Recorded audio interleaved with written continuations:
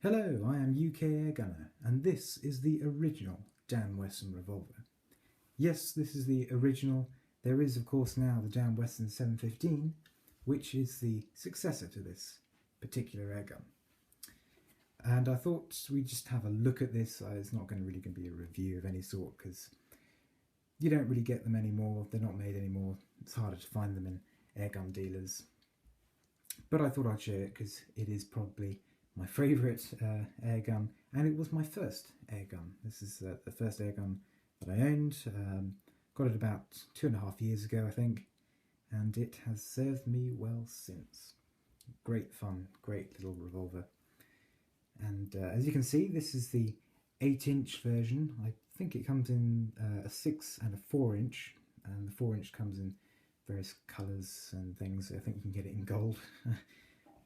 If that's your sort of thing, but this is the 8-inch version, and it's in the nickel-plated version.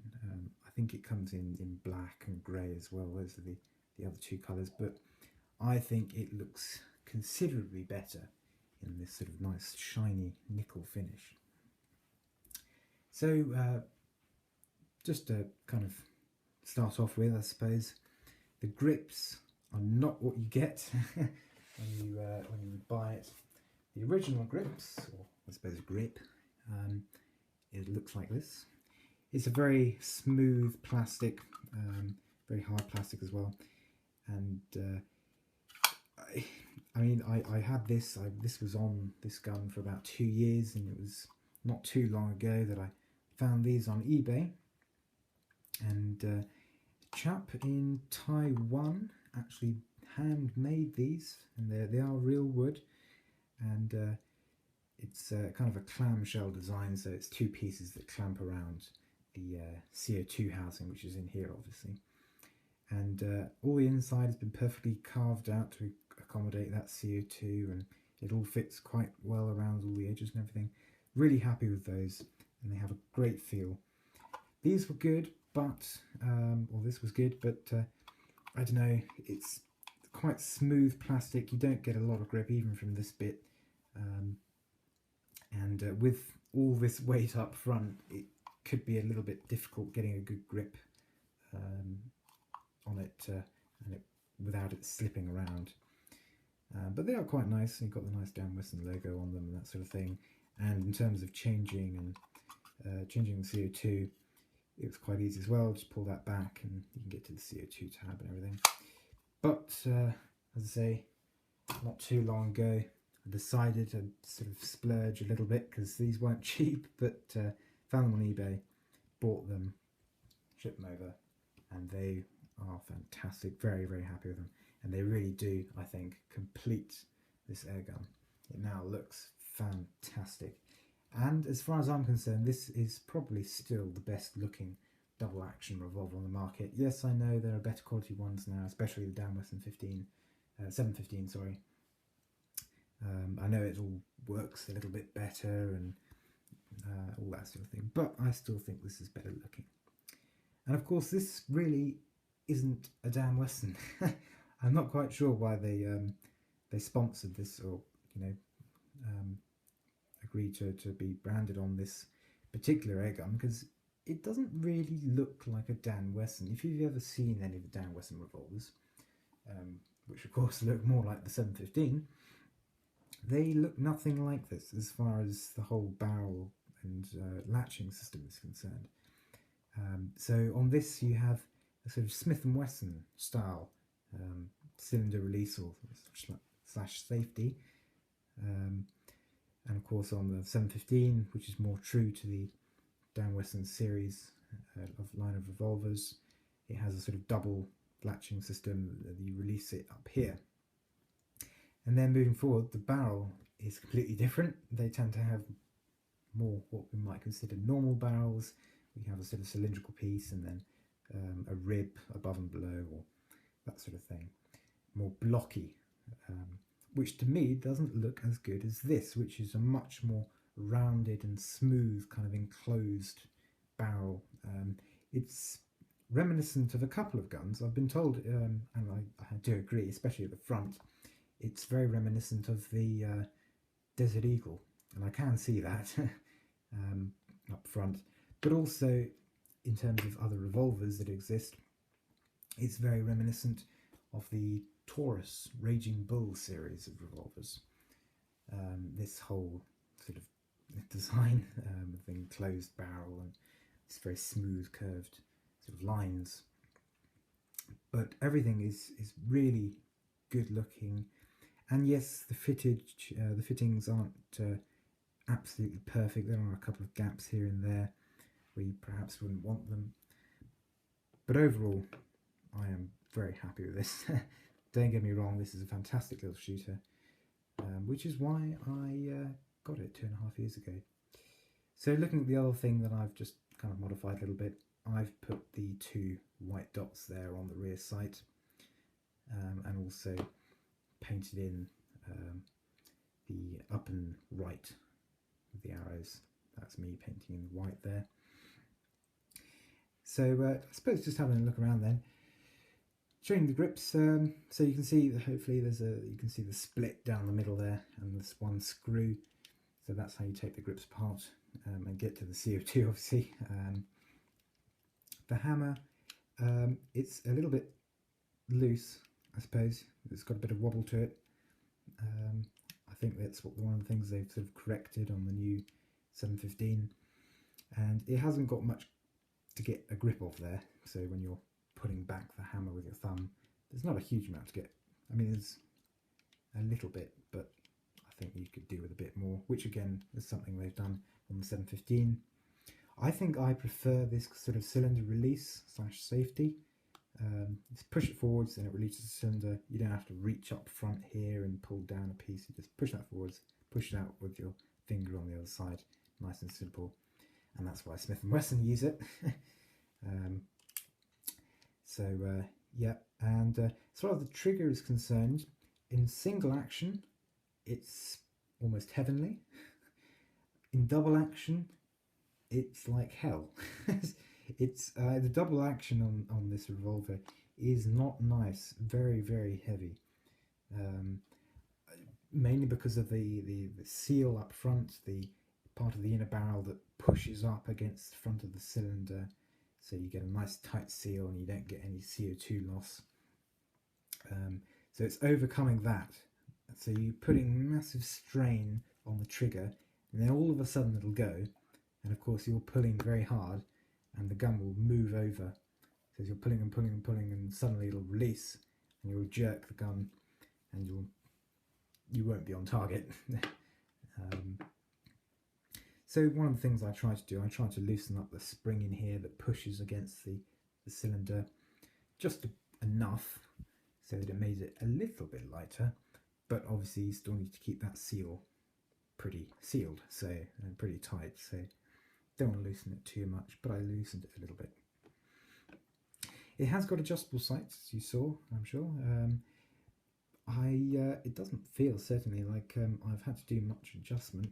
I don't recall doing much adjustment, apart from the odd occasion where I might have shot at long range and just raised this rear sight a little bit.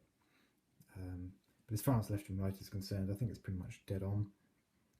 The foresight is obviously fixed, and there's a red dot that's how it comes. It's a little red dot, which is not particularly clear, especially with the silver background.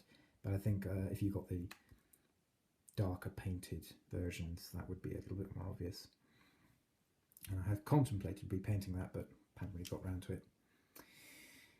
The cylinder itself is quite chunky. I have taken that off before. It's quite nicely milled out, and it's obviously got nice fluting. And of course the other thing is, this is a shell loading revolver, and I believe this was, if not one of the first shell loading revolvers, which was one of the attractions for me, because I just sort of discovered Dirty Harry, who, if you don't know, is an LA cop who has a huge Smith & Wesson revolver, and it's pretty epic. Clint Eastwood is awesome in it. So I wanted a revolver, preferably a shell loading, because it's more realistic. And yeah, Dan Wesson certainly looked the part. Nice 8-inch barrel, but yeah, so these are the, I suppose, the old style now. They've got the rubber front, where you load the BBs in from the front, whereas now I think they tend to load them from the back, which is better in a couple of ways, but you know, this still works and it works well. You can see the plunger there works as well. The speed loader that comes with it, which I can get, there you go. So that's the speed loader which the shells can go into if you're feeling particularly tactical. Now, it's not very easy to get them in there, because obviously once you get all the shells in there, getting it past the grip can be quite difficult, and lining it up. It's obviously more difficult now with these real wooden grips, but even with the plastic grips on, it was still quite difficult, and you had to be a little bit forceful. So not great. I never use a speed loader anyway. It's much more fun to load them one by one, or even, as I've taken to doing now, it's much quicker. Just load them two at a time from the front. You don't even need to take the shells out. Literally just put your BBs, 1, 2, rotate, 1, 2, do that 3 times, and then it's all reloaded again, if you're feeling that you need to reload a little bit quicker. But otherwise, yeah, you just release the cylinder, pull those out, pop the BBs in, put them all back, good to go. Obviously that's your safety, so that's fire, that's cylinder release, that's fire, that's safe. So yeah, keep it all safe. There is a rail for this, which I've mislaid, because I never use optics on this. I much prefer using iron sights. It goes back to my old shooting days with my rifle club at school. I much prefer iron sights to optics of any type, whether it's red dots, ACOG, or just plain crosshair scope. So I never use a rail. Although I have mounted scopes to this, it hasn't been on the rail that came with it, because the scopes I had used different rail systems. But anyway, so there is a rail if you were to get this and wanted to put an optic on it. You have that option. You take off the rear sight there, slide on the rail, and you tighten it up with a provided Allen key. So that's a good option that they put in with it. So yeah, moving forwards, look at the recessed barrel. Yeah, I mean, it's not perfectly finished. Obviously you've got these gaps around here where, because this is not solid, the barrel is not solid, it is kind of a shell. It's not solid in the middle, which is probably a good thing, because otherwise it would be really heavy. But it's still good. I'd say it's a good heavy gun. It's got a good weight to it. It's not overly heavy, but at the same time it's not like the plastic revolvers that you can get that just kind of feel like toys. This feels a little bit more substantial. So I think that's pretty much about it. I'll just bring the box in for a moment. You can see that. It's the box it comes in. Hopefully that just about fits on the screen, I can't tell. And there you can see everything. And yep, just get this little polystyrene bit, see the original grips. And then yeah, you can see the slots for the 4 sights of the 4-inch and the 6-inch version, which would come in the same box. So you get 6 shells. That's the small Allen screw key for doing up the rail, which would sit in here. And yeah, and there's a speed loader. So as far as shooting it is concerned, I have shot countless BBs through this. I have no idea how many, but over 2.5 years, shooting almost every weekend for, I don't know, 3-4 hours. So, and it's held up. I haven't had to replace anything. I haven't had to repair anything. Just change the CO2s every so often. And CO2, because obviously this is, you know, non-blowback, there's nothing blowing back, it's just going towards pushing out the BB. The CO2 does last probably a good 80 to 90 shots. Probably won't quite get 100, well you could, but BBs will be dropping off quite considerably by that point. And you can still kind of hit doing that. You sort of aim and watch the BB flying through the air, which is quite good fun. But anyway, it's pretty accurate considering it is only a BB gun and smooth bore and everything. But I think because of that long barrel, it does have a couple of advantages. One is you do get slightly better accuracy, and two is of course you get slightly higher feet per second, because there's more time for that BB to accelerate inside the barrel before it gets out into the open. So that's another reason why I got the 8-inch version. You kind of get the best performance, and as all the barrel lengths cost the same amount, it seemed the logical choice. So yeah, fairly hard hitting. It is, I think, 3 joules compared to most blowback BB guns, which are sort of 1 point something, 1.8 at the max. So yeah, very nice. And yeah, as I say, a decent target shooter, great plinker, just plinking around. And I would definitely recommend it if you can find one. It's a great showpiece because it's just such a good looking revolver, well, air gun in general. So yeah, and if you want to see some pretty epic pictures, I think, of this particular air gun, please follow me on Instagram. My username is UK_airgunner, or you can just click on the link below. But thank you very much for watching. UK Airgunner out.